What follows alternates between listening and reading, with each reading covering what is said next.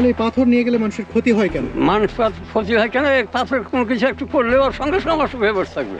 একটু হাঁচড় দিয়ে দেখেন, কিছু দিয়ে দেখেন, আপনি আর লড়তে পারবেন না এই অবস্থা। বন্ধুরা, পাথর পূজা গ্রামের বিভিন্ন বাড়িতে যদি আপনারা যান, দেখতে পাবেন যে প্রাচীন আমলের সেই পাথরগুলো। অসাধারণ একটি বিষয়, কি দুর্দান্ত কারুকাজ! আমার কাছে তো মহা মূল্যবান সম্পদ মনে হচ্ছে। যেখানে রাজপ্রাসাদ ছিল বলে দাবি করা হচ্ছে, সেই জায়গাতে নাকি একটু খুঁড়লেই সেই প্রাচীন আমলের পাথরগুলো বেরিয়ে আসে।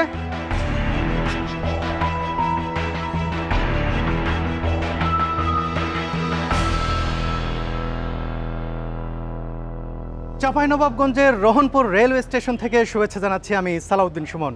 বন্ধুরা, আমার পেছনে যে ট্রেনটি দেখছেন, এই ট্রেনটি কিন্তু ভারত থেকে এখানে প্রবেশ করছে, বিভিন্ন পণ্য নিয়ে এরকমভাবে প্রবেশ করে। এই ট্রেন বা রেলওয়ে স্টেশন কিন্তু আমার বিষয় নয় এখানে আসা। এখানে আমি এসেছি এই রহনপুরের একটি গ্রাম দেখানোর জন্য। বিশেষ একটি গ্রাম, যে গ্রামের সর্বত্র ছড়িয়ে ছিটিয়ে রয়েছে বিভিন্ন ধরনের পাথর। এই পাথরগুলোকে নিয়েই কিন্তু একটি চাঞ্চল্যের সৃষ্টি হয়েছে। আসলে কি কারণে সেই গ্রামে এত পাথর ছড়িয়ে ছিটিয়ে রয়েছে, বহু বছরের প্রাচীন পাথর, সেই বিষয়টির অনুসন্ধান করার জন্যই কিন্তু আমি এখানে এসেছি। সেই গ্রামটির নাম পাথর পূজা গ্রাম। চলুন বন্ধুরা, ব্রিটিশ আমলের এই রেল স্টেশন একটু দেখালাম আপনাদেরকে, পরবর্তীতে হয়তো আরও বেশি দেখাবো, কিন্তু আজকে আমি যাব সেই পাথর পূজা গ্রামে। এই রেলওয়ে স্টেশন থেকেই একটি রাস্তা দিয়ে আমরা রওনা দেব সেখানে।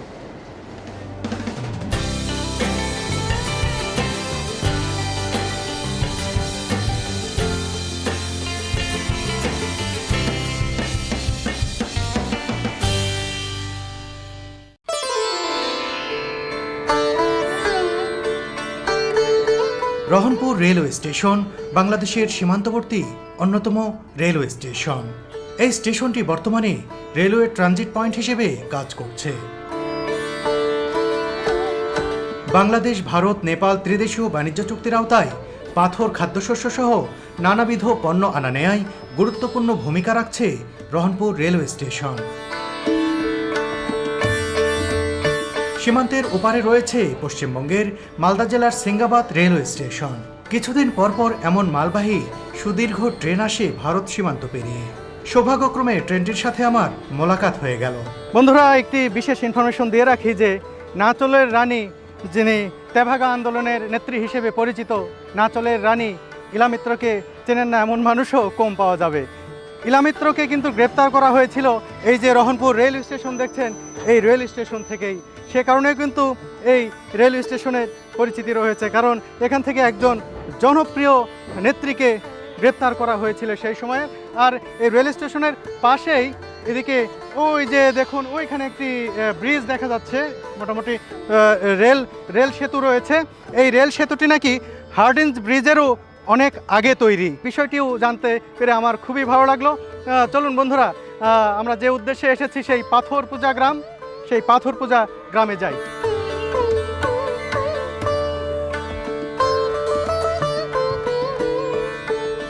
রহনপুর পৌরসভা প্রাচীন পুন্ড্রবর্ধন রাজ্যে অবস্থিত একটি স্থানীয় সরকার সংস্থা। 1947 সালে দেশ বিভাগের আগে তৎকালীন বৃহত্তর মালদহ জেলার অন্তর্ভুক্ত ছিল রহনপুর পৌরসভা। পুনর্ভবা মহানন্দা নদীর তীরে অবস্থিত রহনপুর পাকিস্তান আমলে চাঁপাইনবাবগঞ্জ মহকুমার অধীনে আসে। বুঝতেই পারছেন কত প্রাচীন এক জনপদ এই রহনপুর। প্রাচীন জনপদের আরও প্রাচীন একটি গ্রাম পাথর পূজা, যেখানে প্রাচীন আমলের পাথরের ছড়াছড়ি। এই পাথরগুলো নিয়ে রয়েছে অবিশ্বাস্য ও রহস্যজনক নানান ঘটনাও। এ কারণেই বিশেষ টানে ছুটে চলেছি সেই গ্রামের দিকে।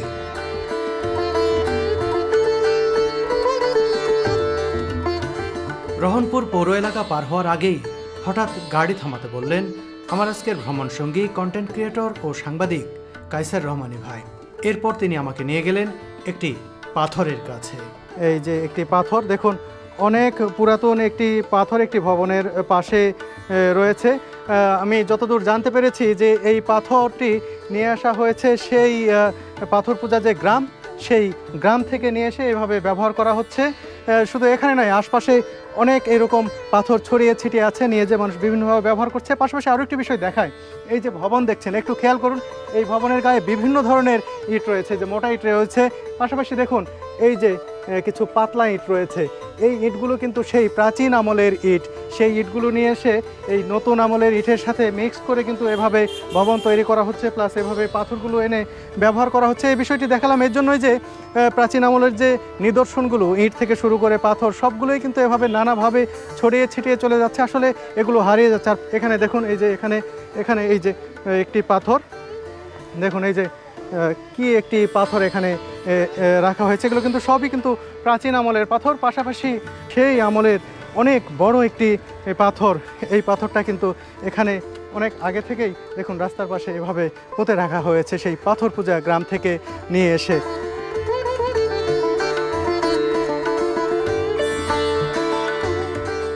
আসলে এভাবেই পাথর পূজা গ্রামের ছোট বড় পাথরগুলো ধীরে ধীরে চলে যাচ্ছে আশপাশের বিভিন্ন এলাকায়।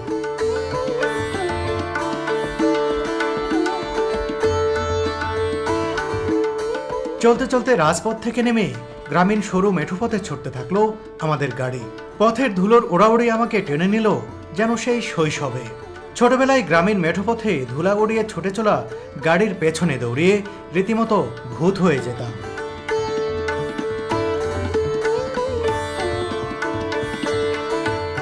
রহনপুর পৌর এলাকা থেকে পাথর পূজা গ্রামের দূরত্ব 6 থেকে 7 কিলোমিটারের মতো। রওনা দেওয়ার 12 থেকে 15 মিনিটের মধ্যেই পৌঁছে গেলাম গ্রামটিতে।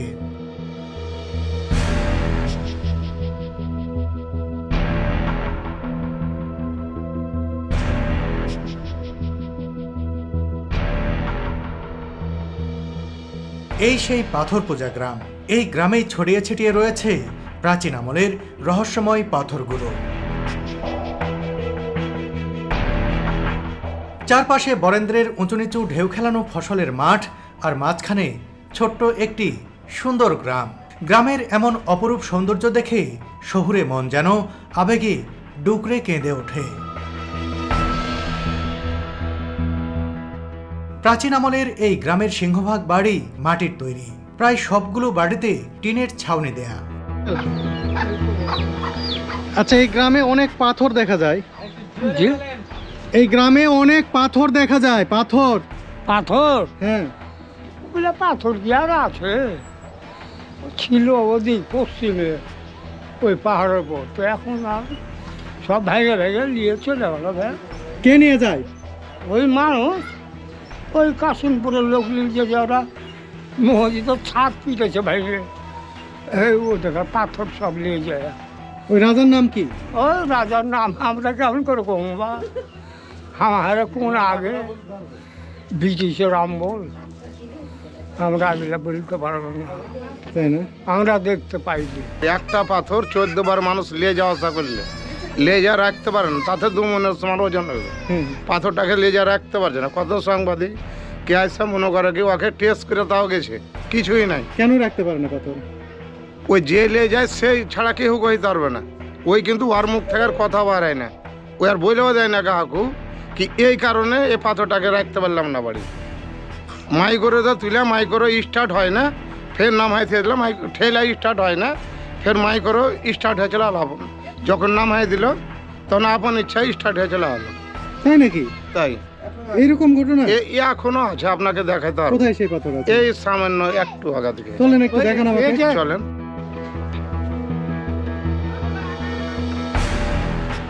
কি আশ্চর্য একটি বিষয়, এই গ্রামে এমন একটি পাথর রয়েছে যে পাথর নাকি কেউ এখান থেকে নিয়ে যেতে পারে না।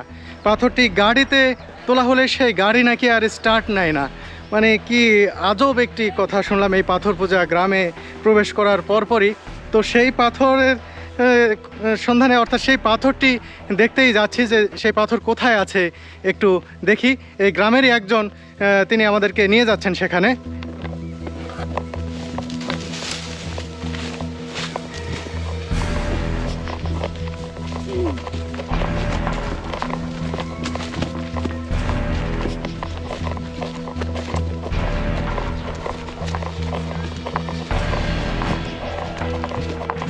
আর কোনো ঘটনা আছে এই পাথর নিয়ে?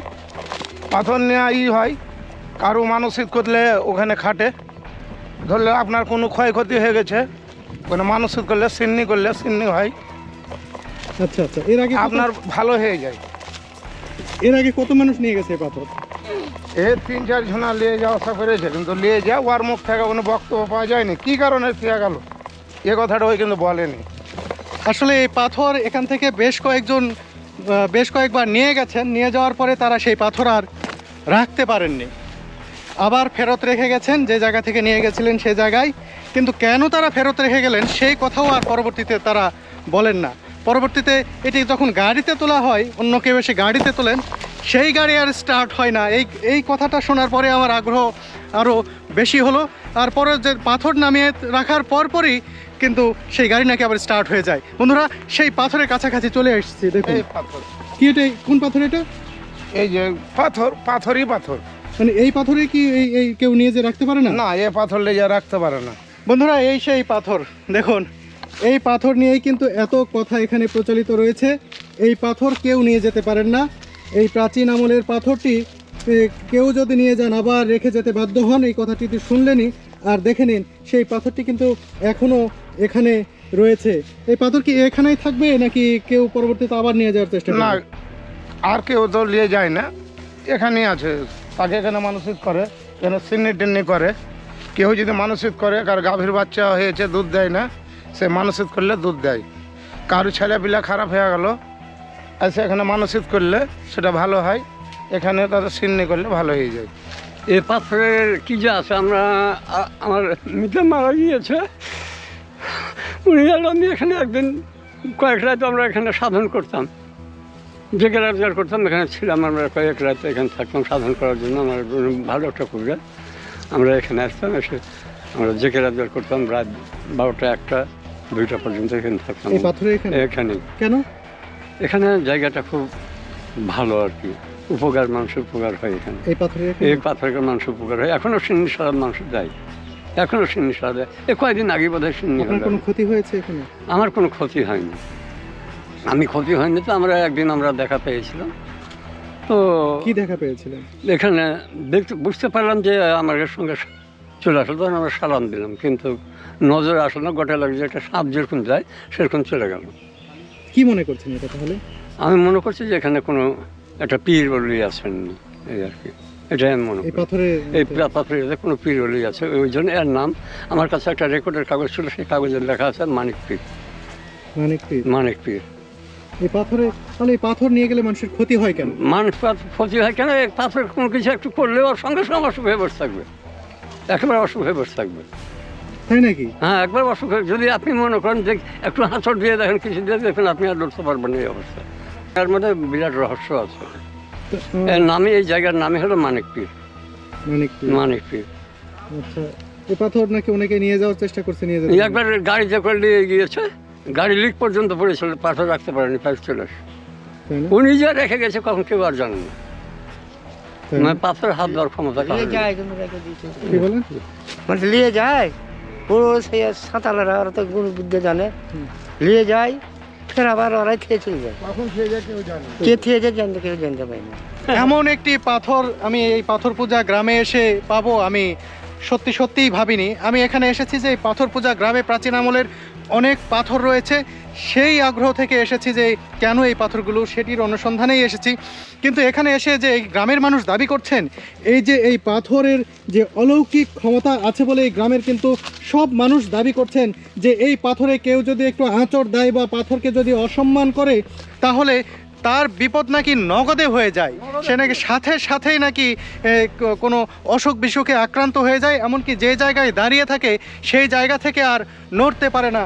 ঠিক এই রকম কথাই কিন্তু এই গ্রামের মানুষজন বলছেন এই পাথরকে কেন্দ্র করে। আমার যে এটি শোনার পর থেকে আমার যেন বিশ্বাস হচ্ছিল না, সত্যি কি এরকম ঘটনা ঘটে? হ্যাঁ, ঘটে, এটা সত্যি ঘটে। আপনার জীবদ্দশায় দেখেছেন? হ্যাঁ, দেখেছি। তাই? ধান কাটতে কাটতে এখানে আমি নিজে জল তো প্রমাণ, আমার ধান কাটা পাট তাতে মরে যাওয়ার কথা ছিল। ফের আমি ওকে গোসল করায়া, কি করেছিল সে? এখানে একটু কাঁচা দেওয়া হাঁসা দেওয়া ঠকরা হয়েছিল, ধান কাটা কাঁচা দেওয়া। আচ্ছা। আর একটু পেশাব করে দিয়েছিল এই পাথরে। পাথরে তারপরে দিয়া তো ওর পা হাত ফুলে সর্বশরীর এরকম মোটা হয়ে গেছিলো, পাতলা চাড়া ফুলে এরকম হয়ে গেলো। আর বাপরে আমার চিল্লান, উঠে খাইতে পাই না, কিছু করতে পাই না। তারপর দিন বিকালবেলা এই টাইমে ওকে দিঘিতে ঠান্ডার সময় লিয়ে না গোসল করে 7টা ডুব দেওয়া হয়, 7টা ডুব দেওয়া হয় লিয়ে না এখানে ফের সালাম সিদ্ধ করে মানসিক করে 250 চিনি, 100 চিনি, 100 দুধ, 100 চাল মানসিক করে এখান থেকে জমিতে নেমেছে। আর ফের নিচ পায়ে তখন হাঁটতে পেরেছে। এখনো সে আছে বেঁচে এখনো। রীতিমতো অবিশ্বাস্য ঘটনা, মানে এটা বিশ্বাস করার মতো হয়তো না, কারণ যে ঘটনাগুলোর বর্ণনা শুনছি এই পাথরকে কেন্দ্র করে, এটা বিশ্বাস করা কিন্তু সত্যি সত্যিই কঠিন। কিন্তু গ্রামের মানুষ বলছেন, একেবারে বুক ফুলিয়ে বলছেন যে এটি সত্য ঘটনা, এ কারণে তারা এই পাথরকে মেনে চলেন তারা।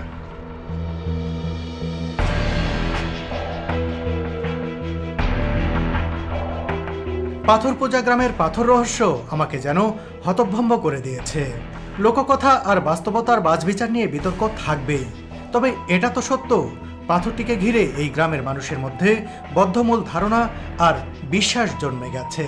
এই বিশ্বাসকে হয়তো আপনি আমি অবলীলায় কুসংস্কার আখ্যা দেব, কিন্তু গ্রামের মানুষের কাছে তা সত্যি সত্যি ভিন্ন কিছু।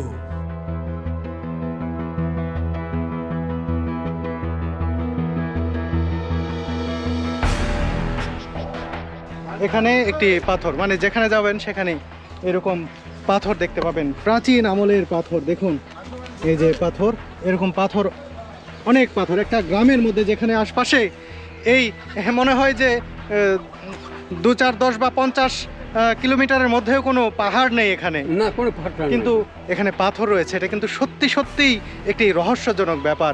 এই রহস্য কি রহস্য যে এই গ্রামে এত পাথর কেন? এ পাথরে এখানে রাজবাড়ি নামে একটা জায়গা আছে, আবার রাজবাড়ি নামে একটা জায়গা আছে, ওইখানে রাজার বাড়ি ছিল কি ছিল প্রাচীনকালে আমরা জানি না, বহুদিন আগে। তো ওখানে বিস্তর পাথর, পাথর কোনো বড় নাই। এমন পাথর একটা ছিল, আমরা রাখাল ছিলাম তখন, ওটাকে উল্টাতে নিয়ে চলে যেতাম, 200-300 গজ দূরে ফেলে রাখতাম, আবার এসে দেখেন যে পাথর ওই জায়গায় আছে, এরকম সে পাথরটা অদৃশ্য হয়ে গেছে, এখন দেখা যায় না পাথরটা। আসলে অবাক করার মতো ঘটনা যে এই যে বৃদ্ধ দাদু এখানে দাঁড়িয়ে রয়েছেন, তিনি বলছেন তিনি একটি পাথরকে গড়িয়ে গড়িয়ে তারা অনেক ছোটবেলায় অনেক দূর সরিয়ে নিয়ে এসেছিলেন, কিন্তু পরবর্তীতে সেই পাথর নাকি আবার ওখানে আবার যেখান থেকে নিয়ে এসেছিলেন ছিল ওইভাবেই আছে, আবার সেই জায়গায় পাথর নাকি কিভাবে যেন চলে যায়। পরবর্তীতে সেই পাথর নাকি একদিন এখন অদৃশ্য হয়ে গেছে, অদৃশ্য হয়ে যায়, মানে এখন অদৃশ্য হয়ে গেছে, এখন যাওয়া যায়নি। কি অবাক করা কথা। আরো পাথর আমাদের মসজিদের ওখানে আনার আছে, ওখানকার পাথর মসজিদের ওখানে 2-3টা আছে এখন। বন্ধুরা, পাথরপূজা গ্রামের বিভিন্ন বাড়িতে যদি আপনারা যান, দেখতে পাবেন যে প্রাচীন আমলের সেই পাথরগুলো। আমরা এই যে এই বাড়িতে প্রবেশ করছি, এই বাড়িতে এসে দেখুন যে এই যে পাথর দেখতে পাচ্ছি, দেখুন এই যে একটি পাথর, সেই পুরনো আমলের পাথর। পাশাপাশি দেখুন যে এখানেও কিছু পাথর রয়েছে, এই যে এটিও কিন্তু পুরাতন পাথর, পাশাপাশি এটাও পুরাতন পাথর, এটাও পুরাতন পাথর। এই যে আরেকটি পাথর দেখছি, এটিও কিন্তু পুরাতন আমলের পাথর। আসলে মানে এত পাথর এখানে এই গ্রামে ছড়িয়ে ছিটিয়ে রয়েছে, এটি বলার মতো না। এই পাথরগুলো কিন্তু বিভিন্নভাবে গ্রামের মানুষ ব্যবহার করছেন। এই বাড়িতে যেরকম দেখছি যে তারা পাথর নিয়ে এসে এই যে দেখুন এভাবে, এখানে মনে হয় অজু করেন তারা, অজুর জায়গা মনে হচ্ছে দেখে। পাশাপাশি এখানেও এই পাথরটি রয়েছে, দেখুন কত পুরাতন এই পাথর।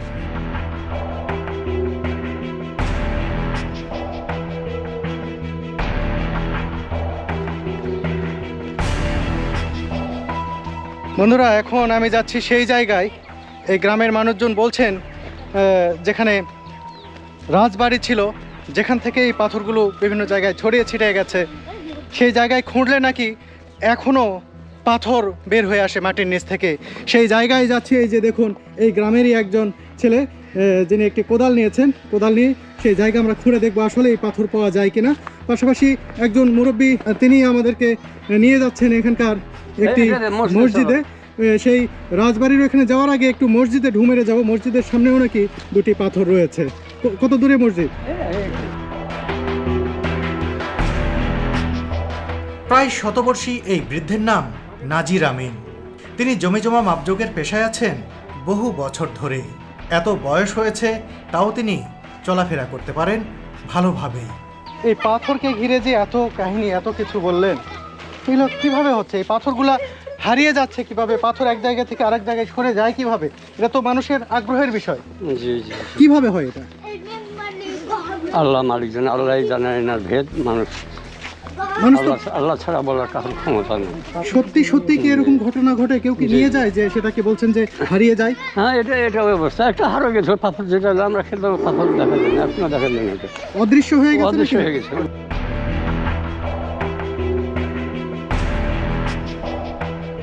পাথরপোজা গ্রামের মসজিদের পাশে এভাবেই রাখা হয়েছে পাথরগুলো। এখানে আসার পথে রহনপুর পৌর এলাকায় যে পাথর দেখেছিলাম, লম্বা পাথরটির সাথে আকৃতি ও নকশায় হুবহু মিল রয়েছে। বন্ধুরা, আজকে আমি এখানে যে এসেছি, এখানেও কিন্তু কায়সার রহমানী ভাই আমাকে নিয়ে এসেছেন। তার মাধ্যমেই এই গ্রামের কথা জানতে পারি এবং আমার আগ্রহের কথা জানান। তারপরেই তিনি আমাকে এখানে আসার জন্য বলেন এবং তিনি আমাকে কিন্তু আজকে ঘুরে দেখাচ্ছেন। মূল কথা হচ্ছে সালাউদ্দিন ভাইয়ের তো অনুসন্ধিৎসু মন আর কি, এই কারণে মনের মিল হয়ে গেছে। আর উনি তো আমি তো দেশের ভিতরে করি, উনি তো বিভিন্ন জায়গায় ছুটে আসছেন শুধুমাত্র ইতিহাসটা জানানোর জন্য। আপনাদেরকে জানানো আগ্রহ এবং ওনার নিজের চোখের দেখাটাও আগ্রহ।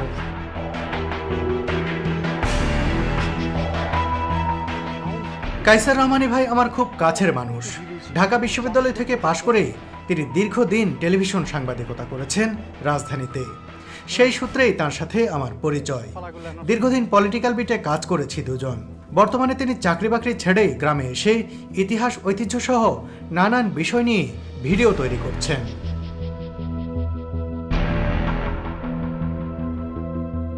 বন্ধুরা, দেখতে পাচ্ছেন পিচ্চি বাচ্চা বাহিনী নিয়ে আমি যাচ্ছি পাথর অনুসন্ধানে।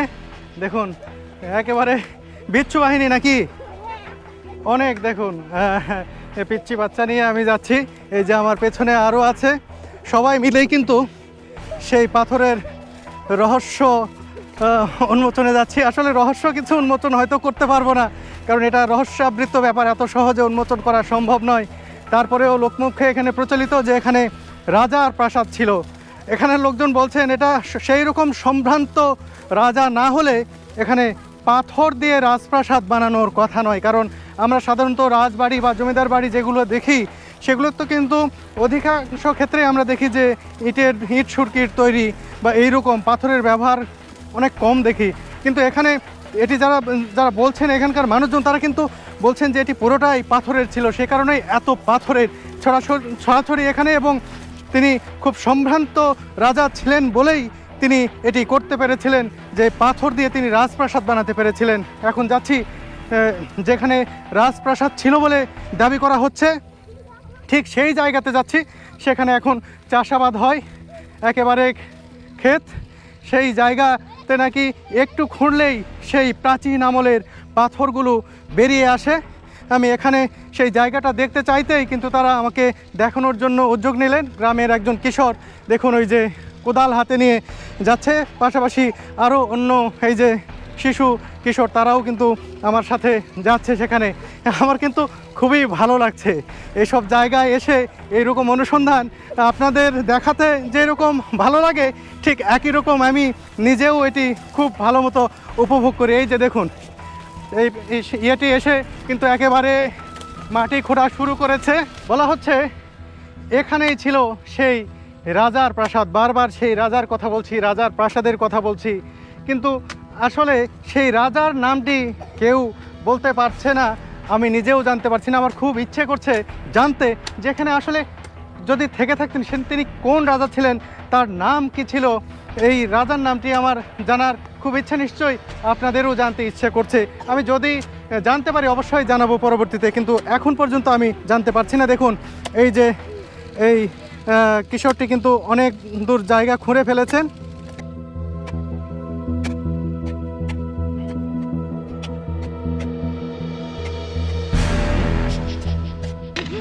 দেখুন, এই যে পাথর কিন্তু দেখা যাচ্ছে। দেখি দেখি দেখি, এই যে এটা কি পাথরের টুকরা নাকি?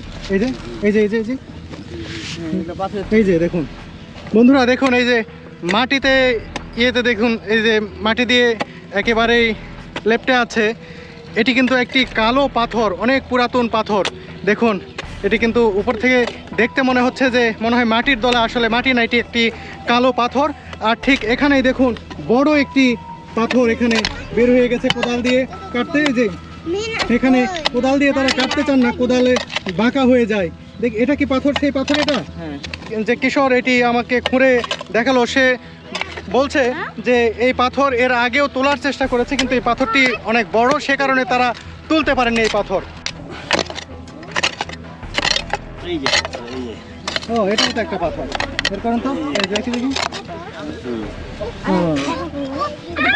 এই যে বিভিন্ন ধরনের বিভিন্ন সাইজের বড় পাথরের পাশাপাশি এরকম পাথর কিন্তু অনেক বের হয়ে আসছে।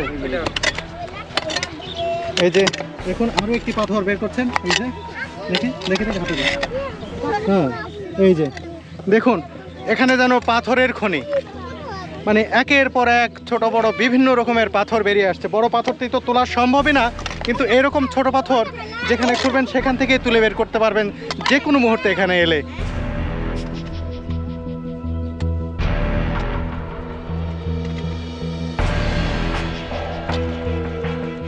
এরকম পাথর কত রয়েছে এই গ্রামে? এখানে খুঁড়লে কি আরো পাওয়া যাবে? হ্যাঁ, আরো পাওয়া যাবে।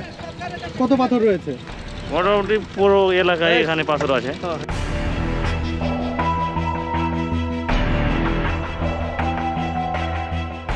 এটা রাজবাড়ি ছিল, রাজার বাড়ি ছিল।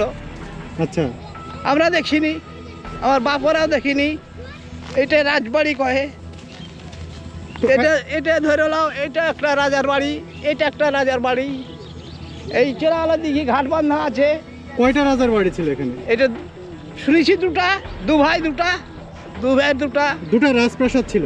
হ্যাঁ, এখন যদি মাটির তলে যদি খুঁড়া যায় তো ঘাটও বাইরে যাবে। কোথায়? এই এখান থেকে চলে যাবে ঘাট, এই একবারে ফাঁক দিয়ে চলে যাবে। দিঘি কোন জায়গায়? দিঘি পর্যন্ত চলে যাবে। এই গ্রামের এই মুরব্বী বলছেন যে এখান থেকে, অর্থাৎ তারা বলছেন এখানে রাজপ্রাসাদ ছিল এবং সামনে ওই যে গ্রাম যে দেখতে পাচ্ছেন, ওই এখানে একটি দিঘি রয়েছে। সেই দিঘিতে শান বাঁধানো ঘাট রয়েছে সেই আমলের, এবং এখান থেকে ঘাট পর্যন্ত এইরকম পাথরের রাস্তা আছে। তিনি বলছেন যদি এখানে খোঁড়া হয় তাহলে সেই রাস্তাটি পাওয়া যেতে পারে। ভেবে দেখুন যে কি সমৃদ্ধ ইতিহাস এখানকার, কিন্তু একটি একেবারে পাড়া গ্রাম হিসেবে পড়ে রয়েছে। সেই ইতিহাসের সন্ধান কেউ করছে না, কেউ জানছে না আসলে এখানে কি ছিল। আমরা নিজেরাও জানতে পারছি না যে এখানে কোন রাজা ছিলেন। এভাবেই অবহেলিত হয়ে পড়ে রয়েছে এখানকার ইতিহাস, এখানকার ঐতিহ্য, এখানকার প্রত্নসম্পদ।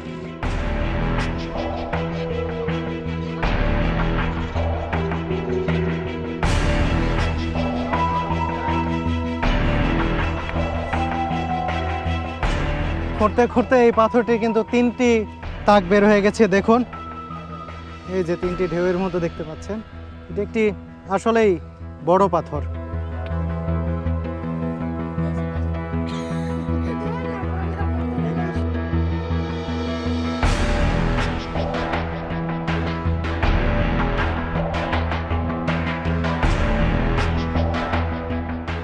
বন্ধুরা, এই যে পাথর পূজা গ্রামের পাথর রহস্য উন্মোচন করতে এসে দেখুন কত মানুষ চলে এসেছেন এই পাথর দেখানোর জন্য আমাকে।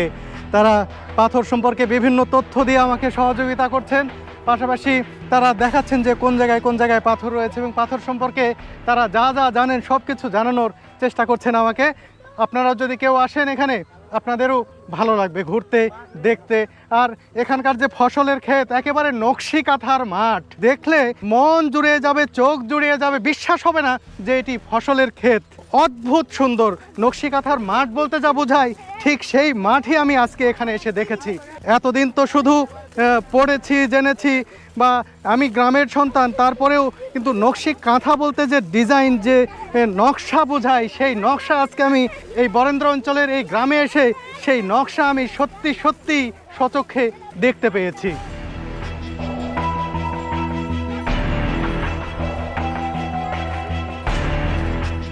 পড়ন্ত বিকেলে নকশিকাঁথার মাঠ পেরিয়ে আবারও যাচ্ছি গ্রামের দিকে পাথরের সন্ধানে।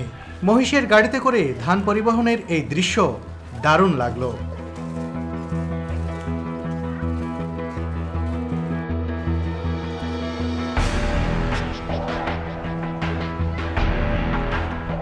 মানে খুঁড়লেই পাথর বাইর হয়, তাই ছোট বড় অনেক গেলাই। এই ঢিপটা তো আমরা খুঁড়ে শেষ করতে পারি, কোদাল মারা যায় না, এত পাথর আছে। আচ্ছা, হ্যাঁ, মানে খুঁড়লেই পাওয়া যায়। খুঁড়লেই পাওয়া যায়, যেখানে খুঁড়বেন সেখানে পাথর পাওয়া যায়।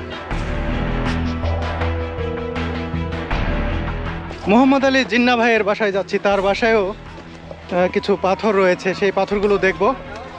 চলুন কি পাথর রয়েছে সেটা একটু দেখে আসি।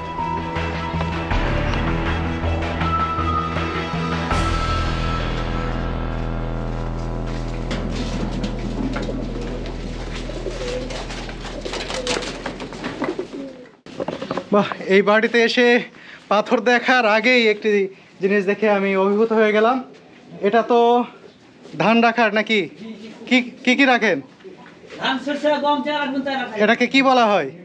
এটিকে তারা কুঠি বলছেন। এটার বড় সংস্করণকে বলা হয় গোলা। আসলে এটি ছোট আকারের গোলা। দেখুন কত সুন্দর একটি গোলা এখানে এসে দেখতে পেলাম। এখানে ধান সংরক্ষণ করা যায়, চাল সংরক্ষণ করা যায়। এখানে আসলে বিভিন্ন ধরনের শস্যই কিন্তু কৃষকরা সংরক্ষণ করে থাকেন। যা হোক, এখানে পাথরটা দেখতে চাই। এই বাড়িতে এসেছি পাথর দেখতে। পাথরটা কোথায়?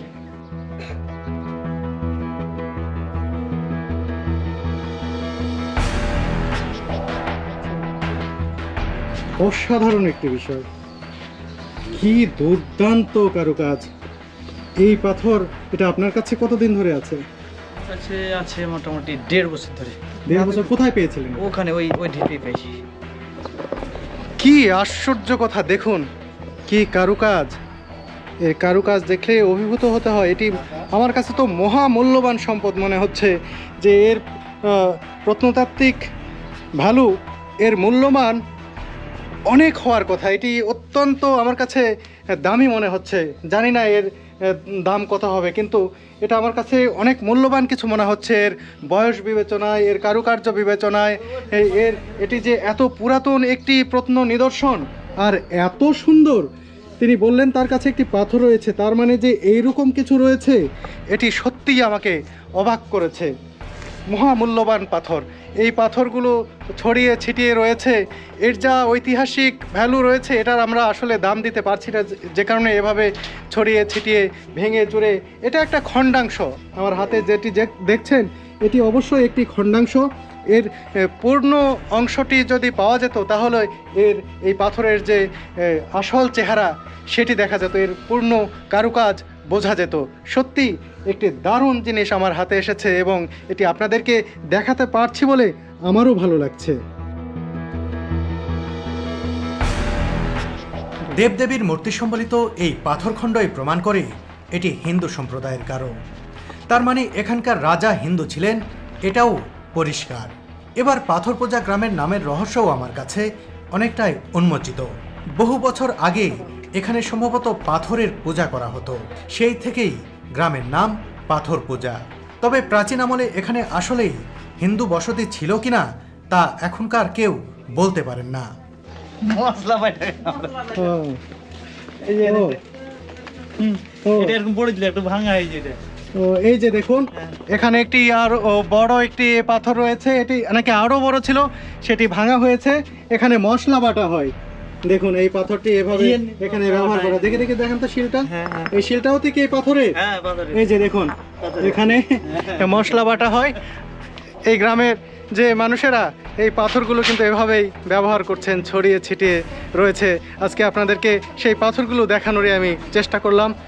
সত্যি দারুণ একটি অভিজ্ঞতা হয়েছে এই গ্রামে এসে আমার।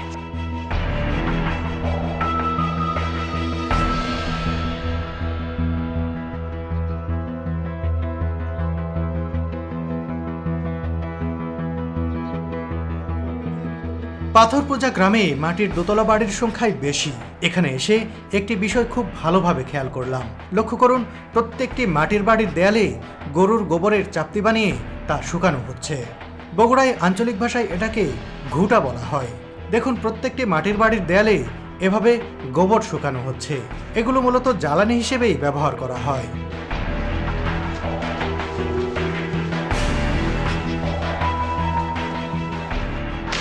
বন্ধুরা, এখন আমি যাচ্ছি পাথরপোজা গ্রামের সেই দিঘির কাছে, যে দিঘির কথা বলছিলাম, যে রাজপ্রাসাদ থেকে দিঘি পর্যন্ত রাস্তা করা হয়েছিল পাথর দিয়ে এবং শান বাঁধানো ঘাট রয়েছে যে দিঘিতে, সেই পুরাতন আমলের সেই দিঘিটা তো দেখতে আমার ইচ্ছা করছেই। চলুন সেই দিঘিটাও দেখি। এই গ্রামের মানুষজন খুবই আন্তরিক, তারা খুব আন্তরিকভাবে আমাকে সব কিছু দেখাচ্ছেন, নিয়ে যাচ্ছেন। দারুণ।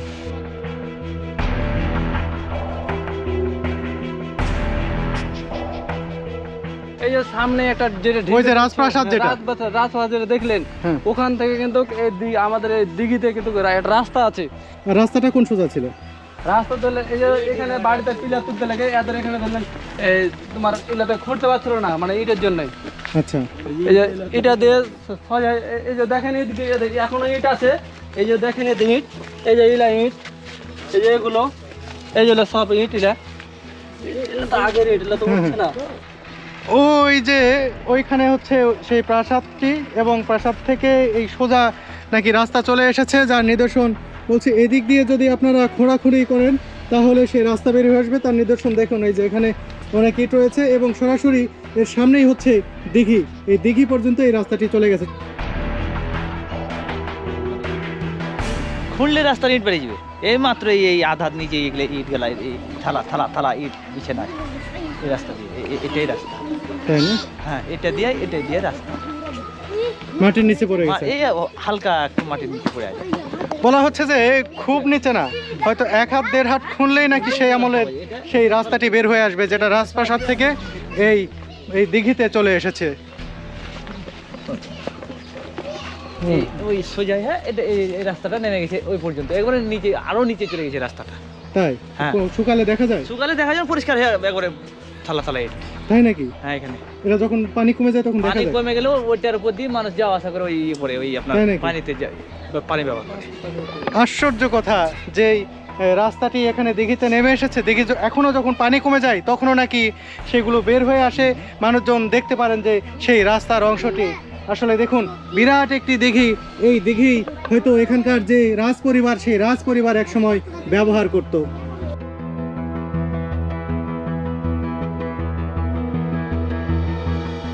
বন্ধুরা, আপনাদের দেখানোর চেষ্টা করলাম প্রাচীন আমলের একটি গ্রাম, যে গ্রামে পাথর আর পাথর। সারা ভিডিও জুড়ে আপনাদের বিভিন্ন নিদর্শন দেখানোর চেষ্টা করেছি, নিশ্চয়ই আপনাদের ভালো লেগেছে। কিন্তু দুঃখ লাগার বিষয়, খারাপ লাগার বিষয় সবারই যেটা একটাই, যে এগুলো সংরক্ষণের তেমন কোনো উদ্যোগ নেই। এই ইতিহাস যে এভাবে ভুলণ্ঠিত হয়ে পড়ে রয়েছে, সেগুলোকে তুলে আনা হচ্ছে না, এটা সত্যিই একটি দুঃখের বিষয়। আমার আশা থাকবে এইরকম যে ইতিহাসগুলো লুকিয়ে রয়েছে, একেবারে প্রত্যন্ত অঞ্চলে ছড়িয়ে ছিটিয়ে রয়েছে, বিশেষ করে এই গ্রামের ইতিহাস আমার কাছে অত্যন্ত সমৃদ্ধ মনে হয়েছে। সরকারিভাবে যদি উদ্যোগ নেওয়া হয় এবং এই গ্রামের প্রকৃত ইতিহাস বের করে নিয়ে আসা হয়, তাহলে আমাদের এই বাংলাদেশের ইতিহাসই কিন্তু সমৃদ্ধ হবে।